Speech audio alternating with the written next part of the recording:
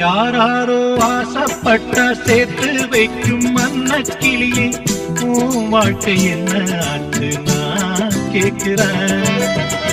ஊரார ஏத்தி விட்டு ஏனி நிற்கும் தன்னந்தனியே அத போல உன்னத்தானே நான் பார்க்கிறேன்.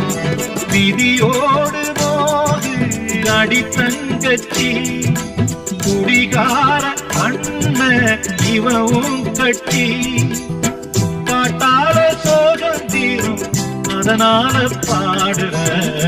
என் ஊரு மதுரை பக்கம் என் பாட்டு மனசில் நிற்கும் நான் பாடும் நேரம்.